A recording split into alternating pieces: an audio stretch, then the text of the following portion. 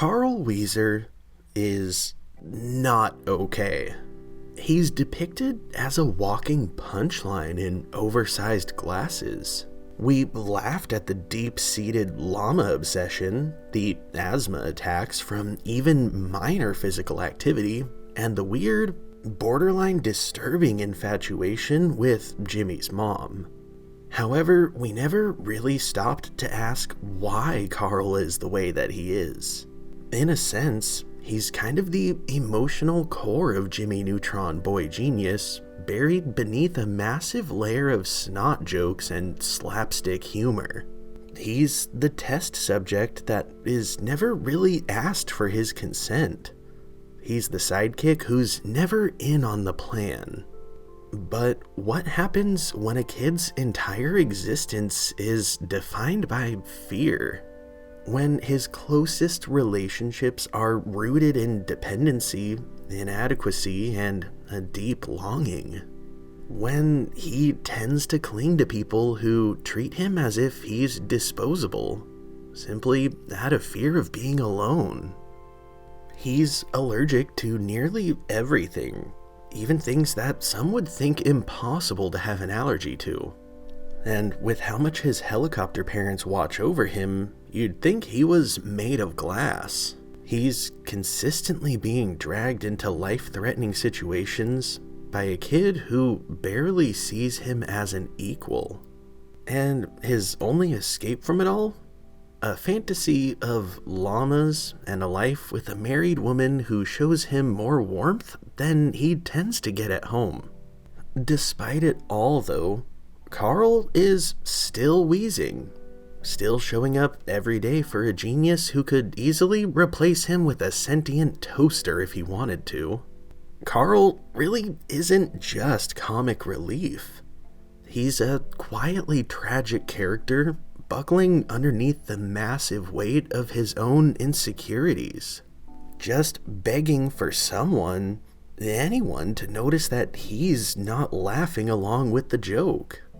And that's why today, on our nostalgic walk down memory lane, we're gonna deep dive into a few episodes of Jimmy Neutron that really shine a different light on Carl as we analyze some of the dark psychological aspects of his character that many of us overlooked. And once you view him through that lens, you'll never see him the same way again. The longer you look, the more he becomes one of the darkest, most psychologically complex characters that Nickelodeon ever created. Before we get into it though, I want to thank you so much for being here. The amount of support that I've seen from you all recently is so incredibly appreciated, and I'm genuinely so thankful for your time. Thank you so much for clicking on this video and just being willing to hear me out. I genuinely enjoy making these videos so much, and I pour so much of my heart, soul, and creativity into every single one. And the fact that it reaches an audience is something that I don't take lightly. And again, I'm really thankful to be here with you today. I hope you enjoy this video, and more importantly, that you have an amazing day today. Now, our first real peek into Carl Wheezer's subconscious isn't really subtle or gentle by any means. It isn't funny, it's completely invasive. This would come in the form of none other than the season 1 episode, I Dream of Jimmy.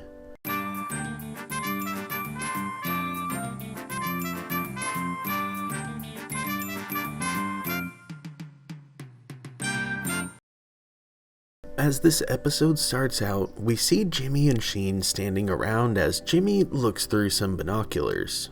All of a sudden, a massive metal capsule falls from the sky, and out pops none other than Carl. What happened? You were supposed to deploy the anti-gravity parachute at 5,000 feet. Sorry there, Jimmy. I guess I fell asleep again. Well, your lack of focus is interfering with science. Just then, Jimmy's parents walk up saying that they're going grocery shopping, and that makes him think that the reason Carl is so tired has to be because he's hungry. As the friends sit at the table, Jimmy prepares yet another experiment that he tells Carl he's gonna need him to be wide awake to test. But unfortunately for him, Carl is falling asleep into his bowl of oatmeal. You obviously need more food. Well, till your parents get back, all you've got is lima beans. I hate lima beans, and I'm not hungry, Jimmy. I'm tired, 'cause of the nightmare. Carl explains that he keeps having nightmares of terrifying things chasing him, and no matter how much he runs, he can't get away. Jimmy tries to explain that he could just do what he does and logically use science in his sleep to prove to himself that what he's scared of isn't real. But Carl says that his dreams are nowhere near as logical as Jimmy's are. That, of course, leads to Jimmy coming up with the idea to use his latest invention, the Dream Injector 5000. That allows him to project himself into Carl's subconscious and inside of his nightmares. Now, go to sleep. Well, I can't just go to sleep. I have a soothing routine. First, my mom turns down the light. What's light? Then, she makes me hot milk. Oh, for crying in the mud. Goddard!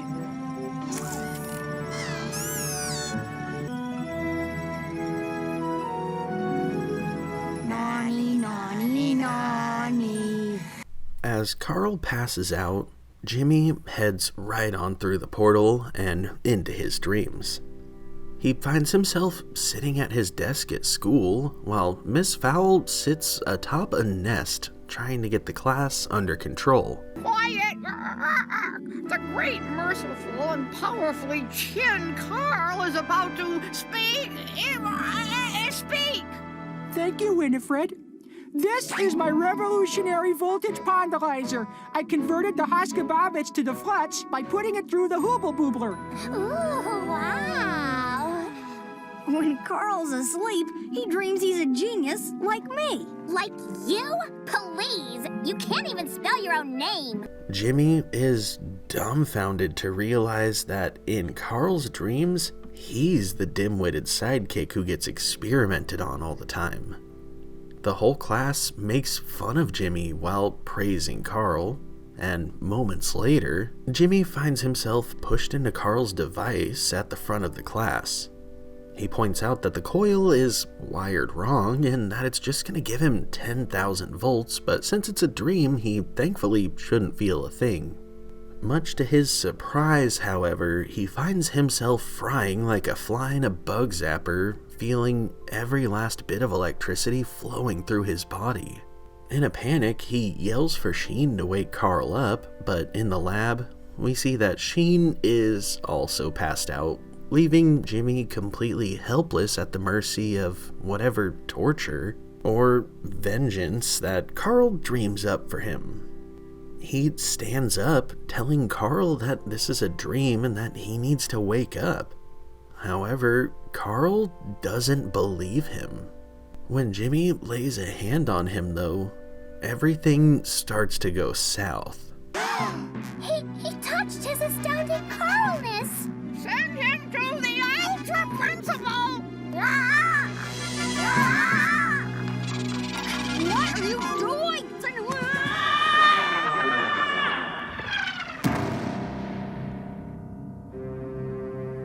For behold, I am the Ultra Principal! For insulting Carl, the most smartest and handsomest student in all the land, Jimmy is sentenced to being his monkey boy for 1,000,000 years.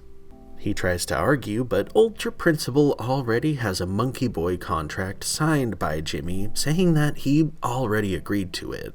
Even though that isn't even his signature, Jimmy ends up being sent through a trapdoor and dropped in front of Carl, who is being fed grapes and fanned by Hugh and Judy. Hey, Mom and Dad, look! It's my personal monkey boy. Hey, those aren't your parents. They're mine. Don't be silly, young man. I would never have a child as dim-witted as you.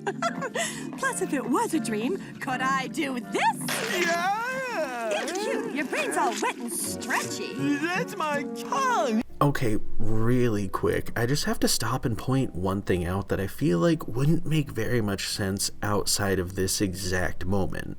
Right there, Jimmy said, "Those aren't your parents, they're mine." To which Judy responded by laughing, calling him dumb, and explaining why this couldn't be a dream. But nevertheless, I gotta point out, Jimmy didn't say anything about it being a dream. She did. This subtle moment right here just adds so much to the panicked dream feeling of continuity making absolutely no sense. It's definitely a small moment that really does add so much substance to the energy that they're building here. From there though, Jimmy begs Carl to listen to him, telling him that he's only here to help him get rid of the horrible spooky thing. Carl, though, is shocked that his monkey boy knows about the spooky thing, but eventually Jimmy convinces Carl to tell him where it's hiding. Under there. That's what you're scared of? A stupid lima bean? I know you hate them, Carl, but they're not scary.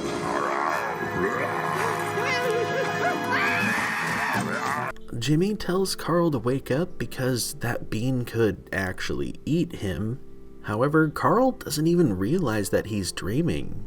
There ends up being only one way that Jimmy can possibly make Carl wake up, and that's by showing him something so incredibly shocking, something that he knows without a shadow of a doubt would never happen, not even just merely 2 seasons later. I washed your brain, but I had trouble getting the think stains out. That's it! Jimmy kissing Cindy? Oh, that couldn't happen in a million years. I must be dreaming.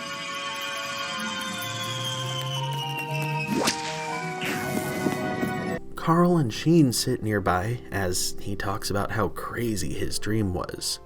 As Jimmy runs up though, from seemingly out of nowhere, the giant man-eating lima bean approaches from behind him.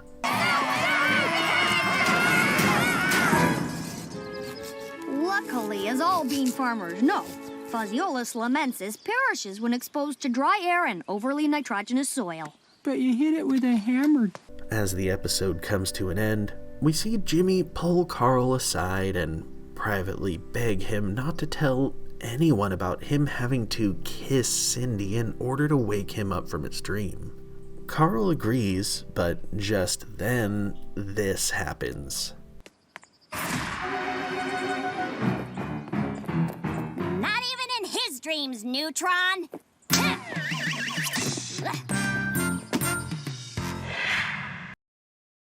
Now, this episode is such an insane one to take in. At face value, I don't really think any of us really considered just how deep the morbid implications go in this one. To be honest, this one can be a bit of a wacky tale, so things like that can be easily overlooked at first glance. This episode, though, isn't just a zany dream-hopping episode. This one is the moment where we truly realize just how little control that Carl has over his own life, even in his dreams. This one was the revelation that Carl isn't just passive, he's been trained to be that way. This right here is learned helplessness, kind of in its earliest form.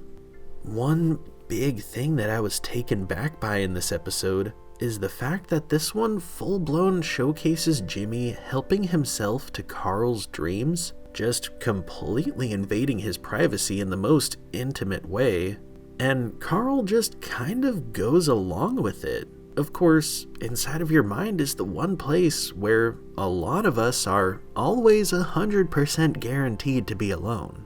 But for Carl, that luxury was ripped away from him. And for what? Jimmy's convenience? Because he was frustrated that Carl is having a hard time? in all honesty, this one really did an excellent job of painting a pretty brutal picture of just how selfish of a friend that Jimmy is, and how completely unaware he is of that problem.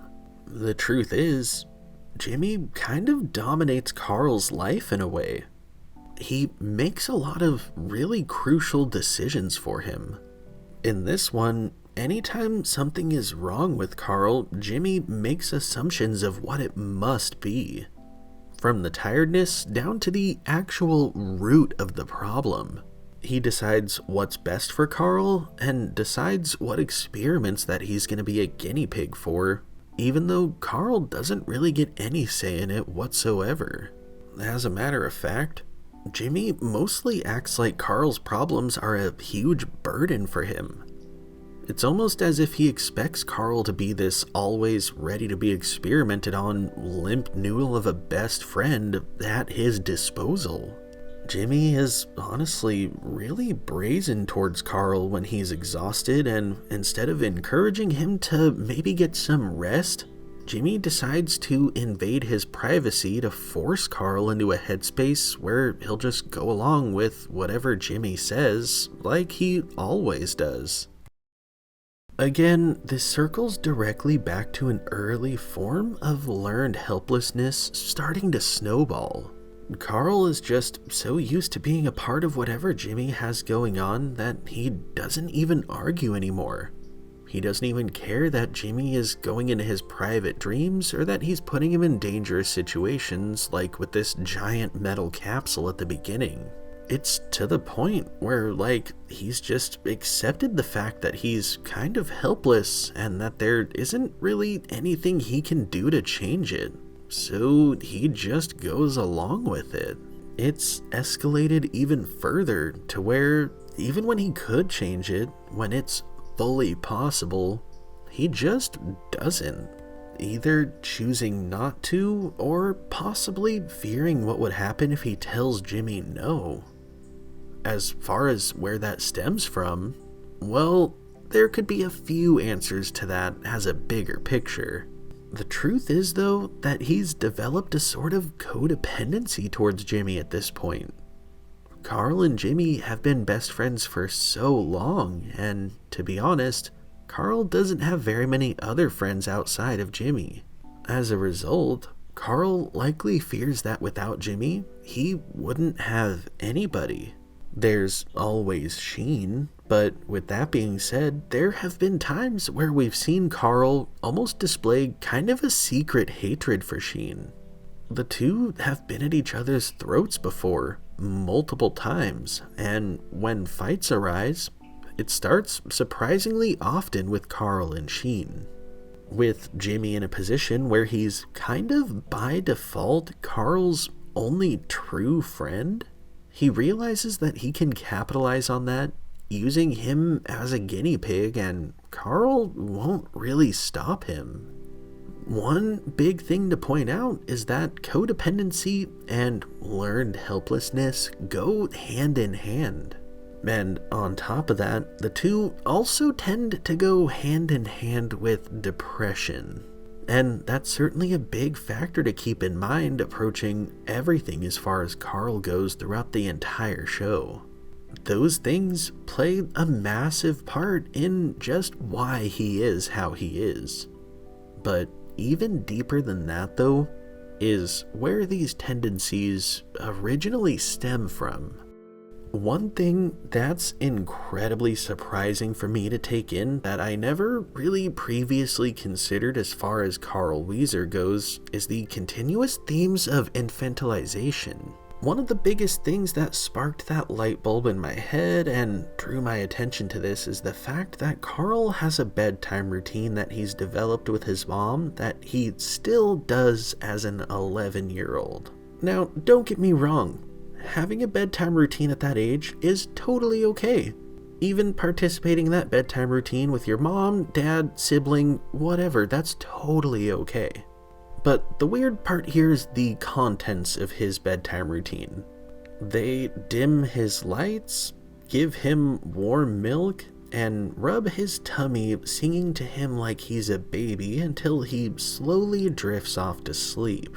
And he just absolutely loves it. He loves being treated like an actual baby.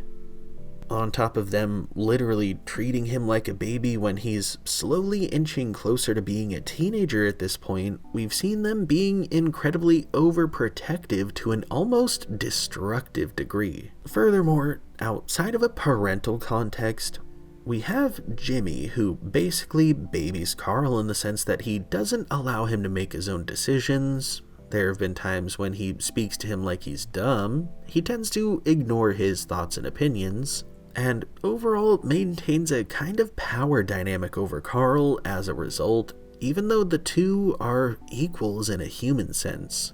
Circling back to Carl's parents though, in his dream we see him calling Hugh and Judy mom and dad instead of his own real-life parents. Though he may enjoy the baby treatment and being fed warm milk and coddled, he still has dreams of not having parents who baby him and treat him like he's completely incapable.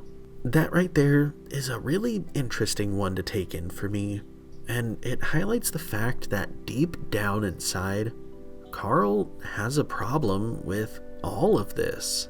He has a problem with being seen as less than in Jimmy's and everybody else's eyes. He doesn't like being treated like he's stupid and incapable. He doesn't like that Jimmy gets hailed as a genius, meanwhile he gets painted out as an idiot. He's envious of Jimmy and his intelligence. He wants to live the life that Jimmy gets to live, and if that wasn't true, he wouldn't be having dreams about it. Possibly the worst part about it all, though, has to be that in the end, Jimmy doesn't even really connect the dots that he's pretty much the reason why Carl is having these awful dreams. Like, it's explained that in his dreams, there's this evil lima bean that keeps appearing, and that's what's causing the issue.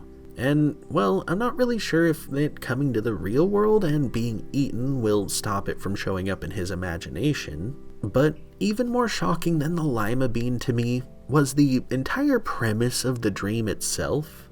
The realization that Carl feels like he's treated like a monkey boy and that no one respects him. Jimmy had to walk in his shoes for just a brief moment in Carl's dreams, and it's messed up to come to the conclusion that Jimmy doesn't even realize that his subconscious representation is manifested by Carl's actual life. The situation that Jimmy found himself so miserable in is one that Carl literally lives every single day. There is a lot to unpack in this one. It showed us to a really high degree Carl's lack of autonomy. It showed us his psychological vulnerability. It introduced us to the fact that he has deep-rooted subconscious fears and insecurities that have arisen from him comparing himself to others, particularly his best friend. But if I Dream of Jimmy showed us that Carl can't even be free in his own subconscious, then what happens when Carl loses freedom of his own actual physical body? The answer to that question might shock you more than you could ever imagine. The next descent into Carl's personal nightmare would see him facing a reality that gets far less concern than it really deserves. We're checking out none other than the Season 3 episode, Who's Your Mommy?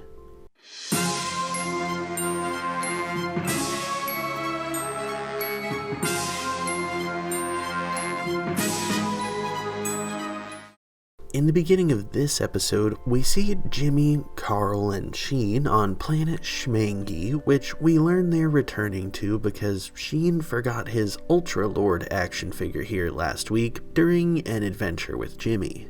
As they venture forth, they come upon a very peculiar looking formation that wasn't there last week. Carl, scrape me a sample. Me? Don't worry, I'll be monitoring from a safe distance the whole time. Oh, well, in that case.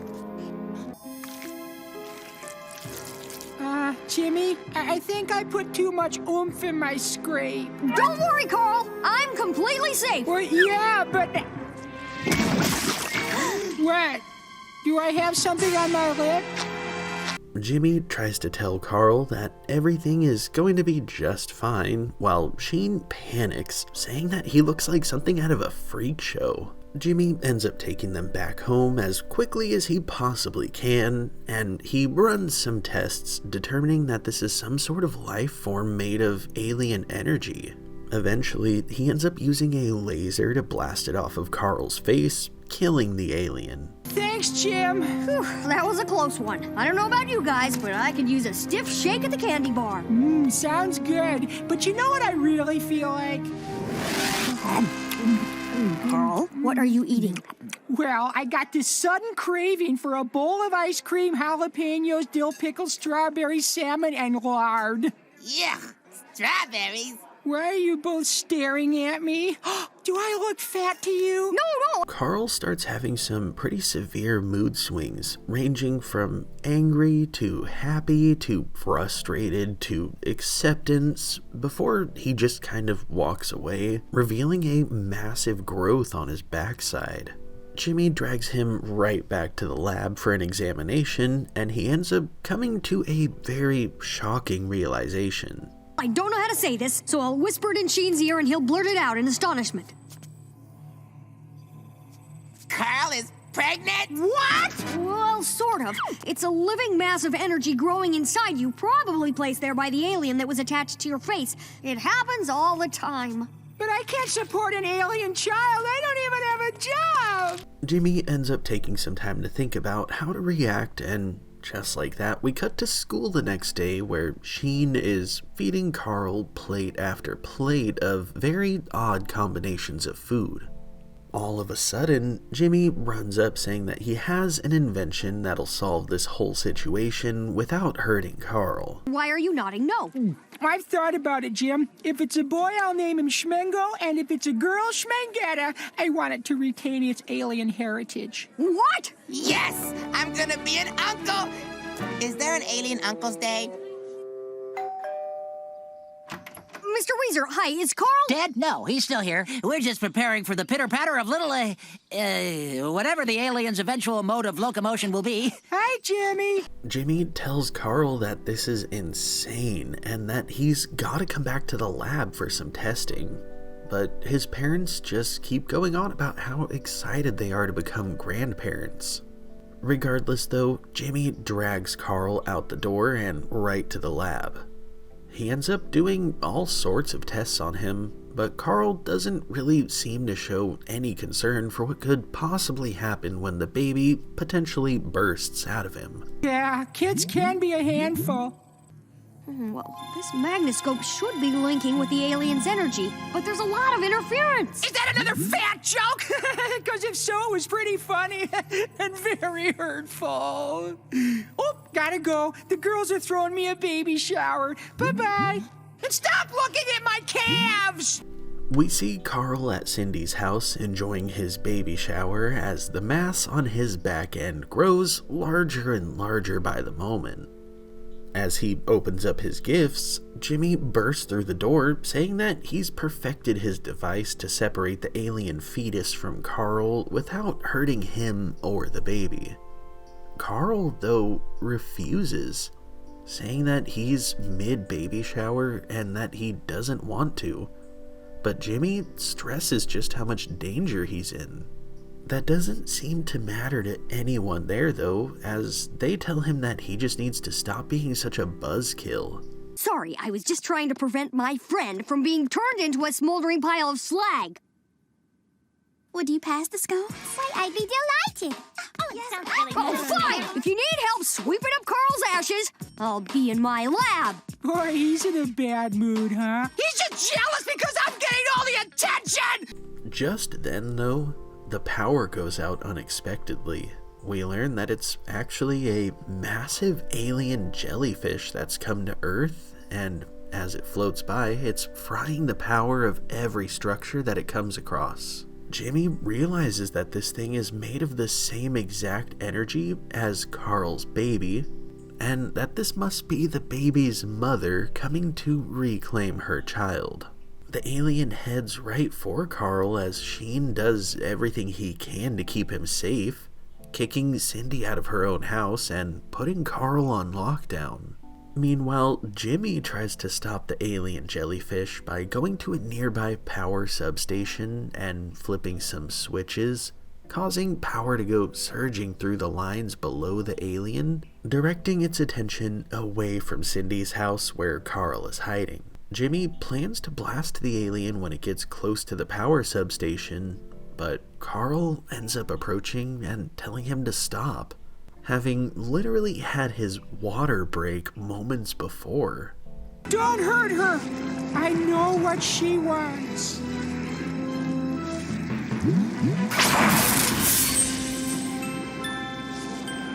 Bye, Schmango. I'll miss you.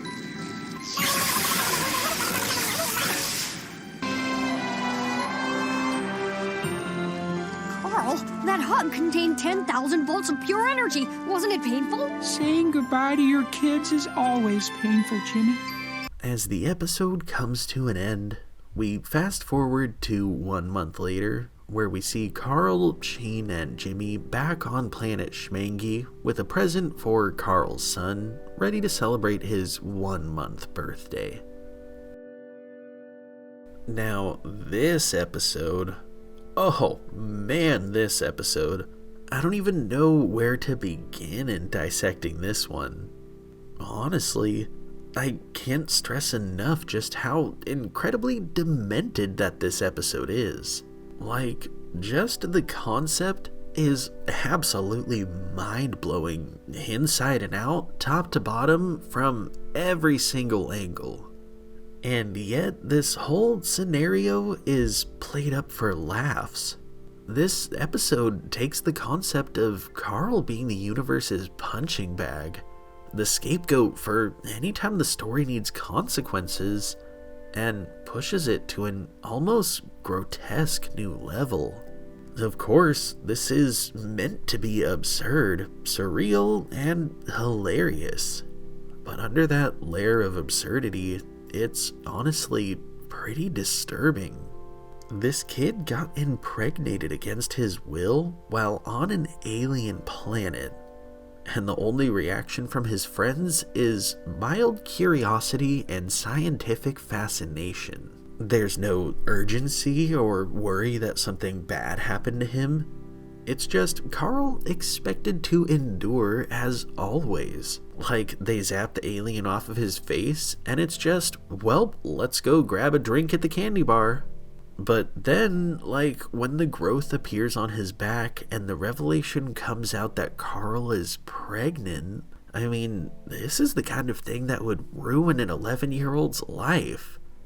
But not Carl. No, because Carl doesn't get to break. He's the designated consequence sponge of Jimmy's universe. If something goes wrong, it almost always happens to Carl. I mean, we full-blown saw this kid give birth to an alien.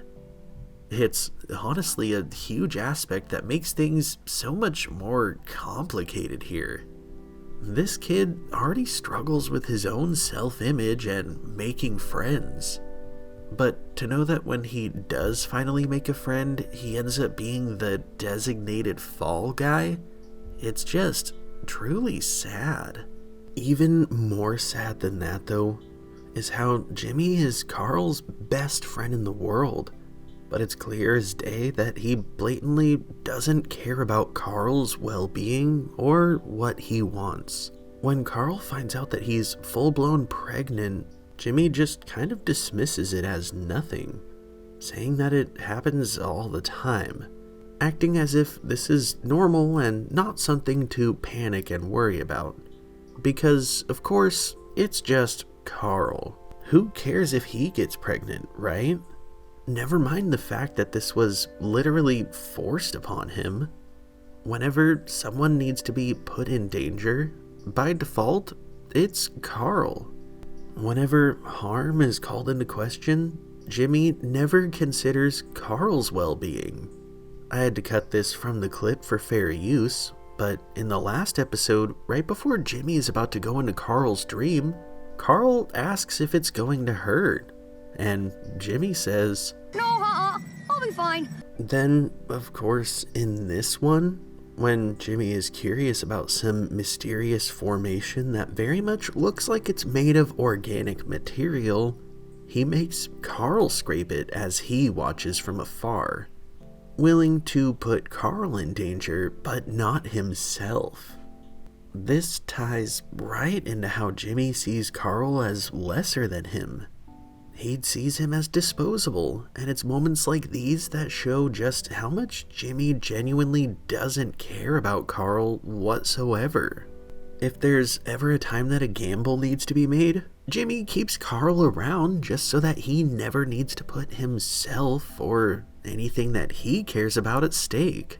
Without a doubt though, the most truly shocking factor of this episode is the fact that in this one we would see Carl so excited about all of this. Having a baby shower, preparing to raise a child with the support of his parents who are also excited.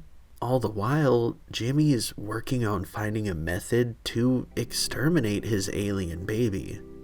Of course, if we're playing by the rules of the Alien movies, which, I could see exactly why Jimmy would, having it scientifically removed could have been safer than just banking that you won't experience agony when it inevitably comes bursting from your body. And, well, then everybody else on Earth would be in danger too. But nevertheless, the implications of Carl being excited about this and Jimmy focusing on killing it are genuinely pretty baffling when we boil it down to the fact that this is a children's cartoon on Nickelodeon. On one hand, like in a general broad sense, it's genuinely shocking how passive Carl is with his own body for Jimmy's approval. He's willing to scrape a sample of something that Jimmy is scared of because Jimmy asked him to. He's willing to be strapped into any machine that Jimmy tells him to get into. On the other hand though, in this episode, it is great to see that Carl did stand up to Jimmy a bit. It definitely can be a big societal statement about bodily autonomy and how it can relate to codependence if you look at this one in the right light. At the end of the day, I was glad to see Carl make the decision that he made because ultimately he should be the only one to make that choice given that it's his body, and I will stand on that hill proudly. I just kind of wish that the same principle could apply for any situation that Carl finds himself put in at Jimmy's request. It's truly disappointing to see Carl willingly put himself in danger for Jimmy time and time again when Jimmy tends to look down upon him in such a negative way and often dismiss Carl's wants and needs in life. Their friendship really tends to feel like a one-sided one, and honestly, that stings when we take into consideration how important this friendship is to Carl and how far he's willing to go in order to maintain it. As the dominoes fall after the events of I Dream of Jimmy and Who's Your Mommy, from the jealous dreams to the forced pregnancy, there's a moment where you begin to question just how Carl manages to handle it all. Because the truth is, when you're constantly the joke, the scapegoat, the chew toy for the universe's consequences, you eventually stop believing in yourself and stop believing that you deserve anything better. The next episode we're going to check out is truly a tragic one. It's a portrayal of a kid so desperate for attention and validation that he willingly steps out of his own identity because he doesn't think being Carl Wheezer is good enough.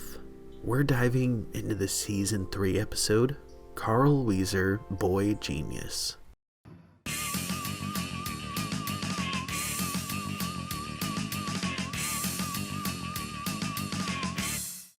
So, as this episode starts out, we see Jimmy and Sheen in the park as Jimmy is examining a spider on the ground. All of a sudden, Carl runs up with a little twirl, telling them that he's got a girlfriend. Sheen literally faints as Carl explains that it's his pen pal Elke from Sweden and that she's coming to Retroville to visit him. That was weird. I thought I heard Carl say he had a girlfriend. I do! Here's her picture. She's a teen model, tennis star, gymnast, masseuse, and ballet dancer. Don't take this the wrong way, Carl, but you're kind of a nerd. What does she see in you? Well, I sent her some pictures. Man, where was I when you did all this stuff? Carl, these are all pictures of me. Carl admits that he didn't think that Elke would like a hefty boy with glasses who's into llamas and sleeps with a blanket. So he told her that he's a boy genius who invents cool things and has his own lab. He's terrified though that when she actually stops by, she'll see that he isn't who he painted himself out to be, and she'll dump him. At that, he asks Jimmy to help him cover up his lie, but Jimmy refuses, offended at the fact that Carl is basically trying to take his identity. Oh, please, Jimmy. This may be my only chance to impress a tennis-playing, teen modeling, ballet dancing, gymnastic-ing masseuse. Yeah, come on, Jimmy.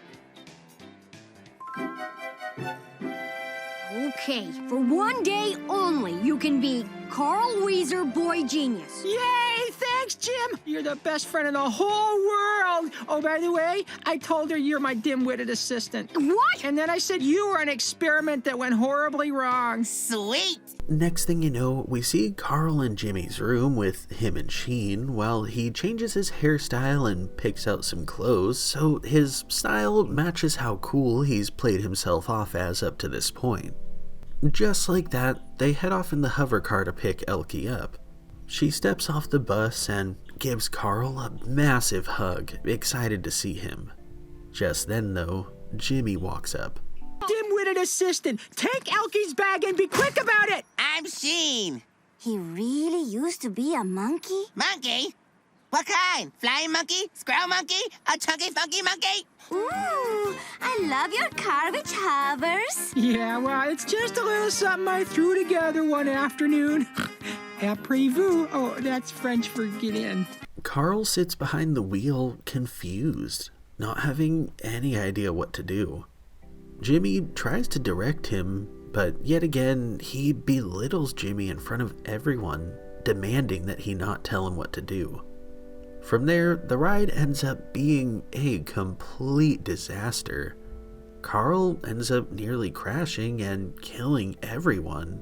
Eventually, they all end up dangling from the upside-down hover car as it flies at top speed. Jimmy ends up having to climb up and save everybody, and when they park, Carl just lashes into him yet again. You nincompoop! You must have put the wrong fuel in my hover car! What? Your hover car? Sorry, Carl. My mistake. Well, don't ever let it happen again, and it's Mr. Wheezer to you. You just can't get good help these days. Carl demands that Jimmy drive them to the lab so that he can show off to Elke, and next thing you know, we see her oohing and awing at all of the scientific marvels that she thinks Carl invented.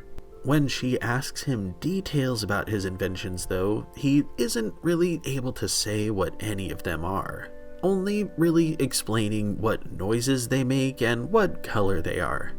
However, Elke is still enamored with his simple dumbing down of everything.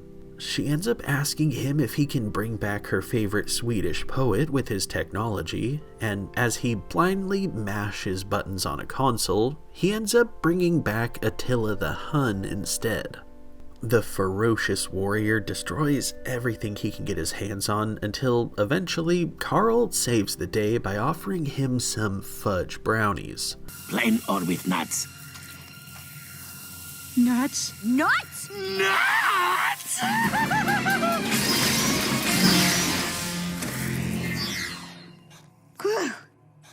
You supreme bonehead! This was all your fault! You must have got bubblegum in my machine! You're fired! I'm what? You heard him, dim-witted assistant. Take off! Okay, I will! And you're coming with me. Elkie starts saying that this is all too much adventure for her and that maybe she should get going, but Carl begs her to stay, saying that he still needs to show her his rocket. Just as Jimmy is outside yelling Nasheen about how if Carl touches even one thing in there, he's gonna be sorry, the rocket goes blasting out the top of the lab and right towards outer space, frantically. Elkie and Carl fly through an asteroid belt, narrowly escaping collision multiple times. Eventually, though, they end up face to face with a meteor way too big to avoid, but at the last minute, Jimmy and Sheen show up to save the day. Jimmy uses his tractor beam on his second rocket to hold Carl and Elkie steady as he guides them back home for a crash landing in his yard. Carl, I must say to you something. Hold that thought. Way to go, dim-witted assistant! I had everything under control until you messed it up! Under control? I saved your life, genius! Go home and play with your llamas, you big dumb dummy dopey little brain dummy! Okay, that's it, Wheezer. Elkie, you want to know the truth? Jimmy, no! Remember the cute Swedish sister, our neighbor? Think of the accent, the meatballs, the socialized medicine. Just then, Elkie comes clean to Carl, saying that she isn't actually a model or a tennis star or any of those things. She really just lives on a llama farm and she's only here with her parents to buy llama feed from some extended family. She tells him that she's a liar and that she doesn't deserve to be with a genius such as him. I'm a big fake too! What? Yeah, I'm a nerd! I don't even know how to spell science, and I love llamas more than people, and... No, Carl. Don't try to make me feel better with lies. But Carl chases her, pulling out his membership card to the Llama Love Society to prove his point. When she pulls out hers too, she realizes that he really is a liar just like she is and that they're actually pretty perfect for one another. Elkie, there's a brand new baby llama at the petting zoo. What are we doing here? Let's boogie! What just happened here? Love is strange, Jimmy. It's like the Swedish poet once said, Herda, gerda, geberda, schmerda, gerla, herda. Just stop it. okay? Now, this one truly is such a deep episode when you look past all the gags and tropes. On the whole, this one is the deepest look that we would ever get at Carl's internal crisis with how he feels about himself and his struggles with self-image. We've touched on how everybody else views Carl, especially Jimmy. However, this one definitely paints a really painful picture. One of a kid in crisis for a multitude of really hard to process reasons. First of all, this right here is a clear-cut textbook example of social comparison theory. That's the idea that as humans, we're conditioned to compare ourselves to others in order to gain a proper evaluation of ourselves and to reduce uncertainties as it pertains to our own personal opinions and abilities. And that's something that we see plain as day in this one, as Carl compares himself as he is to Jimmy, leading to him believing that the authentic version of himself isn't good enough to get a girl to fall for him. As a result of that, he ends up trying his best to replicate Jimmy's success and intelligence, ultimately though just failing, making himself look like a jerk and putting everybody in harm's way in the process. In all honesty though, it's really sad to realize that Carl has spent so long living in the shadow of Jimmy's spotlight that he feels like the only way he can see success in this scenario is by basically being Jimmy. Carl feels like the only way he can be valuable is by imitating Jimmy, and that's an aspect of his character that strikes deep in a lot of very painful ways. It highlights his own self-image. It highlights the way he tends to put Jimmy on a pedestal.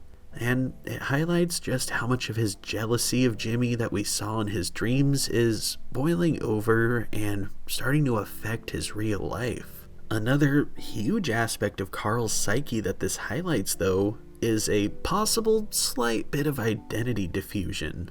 That's when, as a person, you struggle with the concept of self, not really knowing who you are, and not really doing much to get to the bottom of it. It can show its face in a lot of different ways. It could come across as feeling like you have no control over who you are, having zero clarity in major life goals, or that sense of self might just change and shift based on company and the type of people who are around in that current moment. By all means, Carl has a name and he has interests, but the fact that A, he was so quickly willing to become Jimmy completely without even a second thought, and B, his normal mannerisms went completely out the window when Elke was around, would lead one to believe that this definitely could be a case of identity diffusion.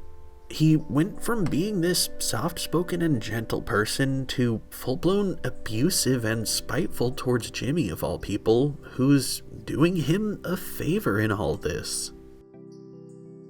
Now, this begs the question, though.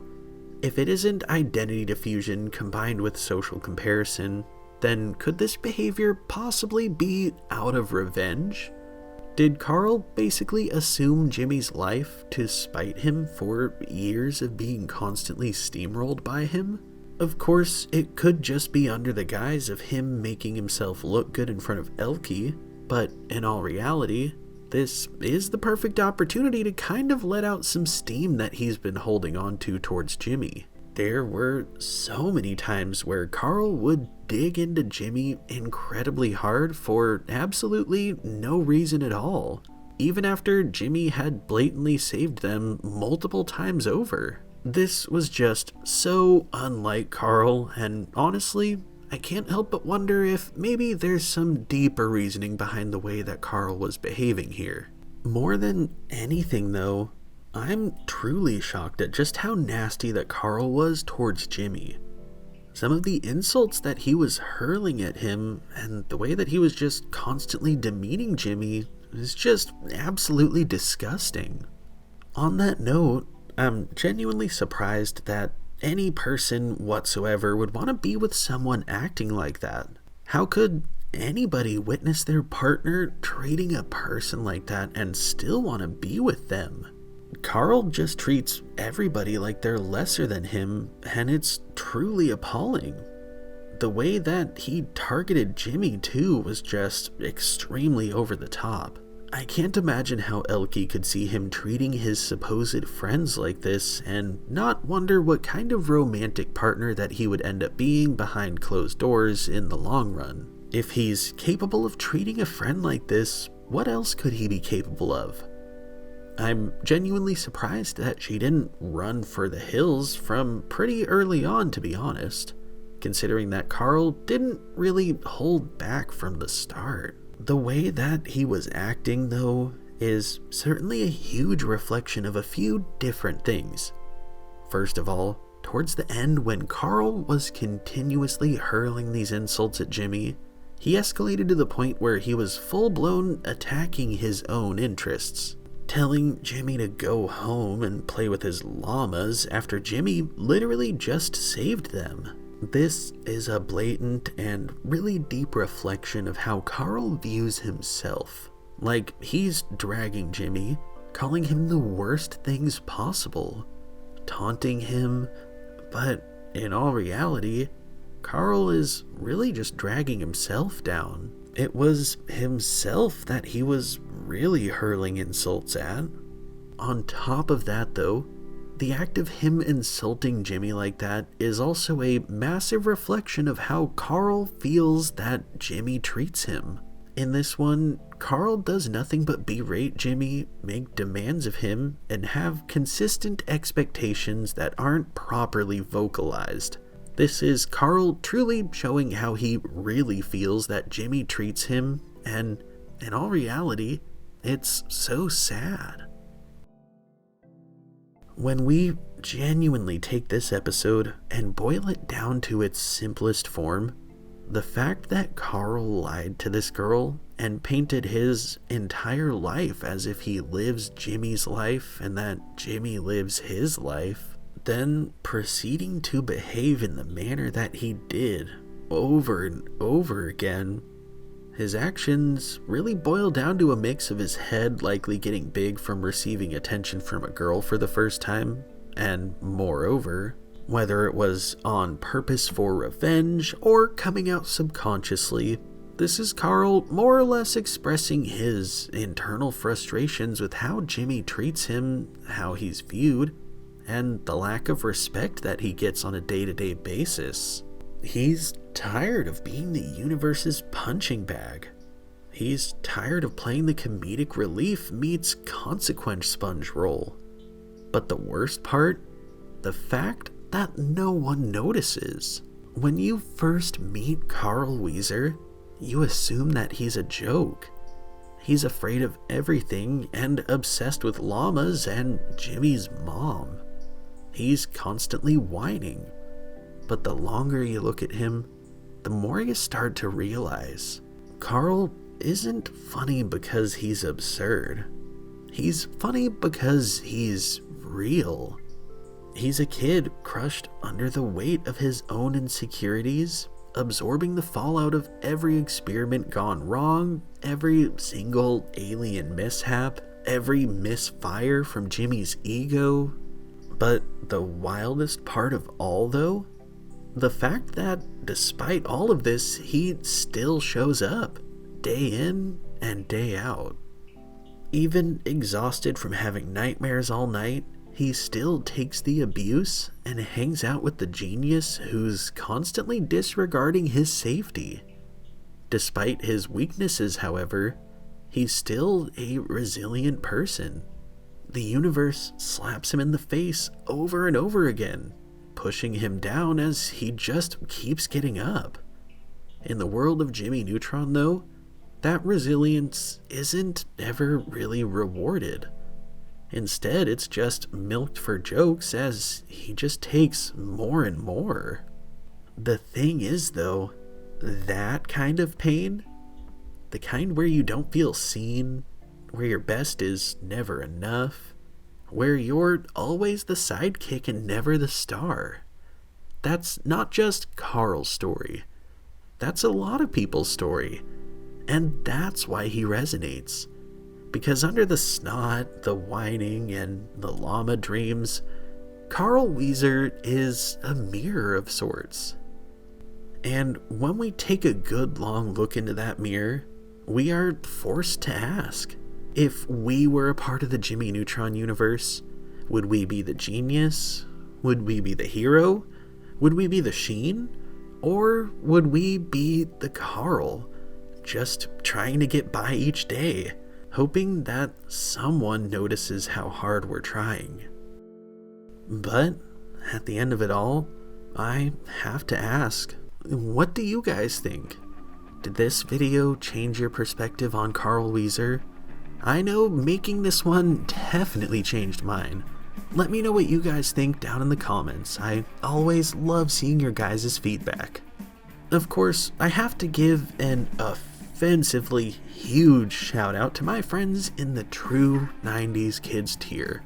I appreciate all of my patrons and YouTube members, of course, but your guys' generosity is mind-blowing, and I really appreciate you showing support to what I do here on YouTube.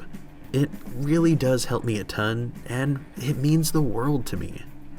If you enjoyed the video, be sure to drop a like and stick around for another nostalgic walk down memory lane. As always, thank you all so much for watching, and I can't wait to see you guys in the next one. Peace.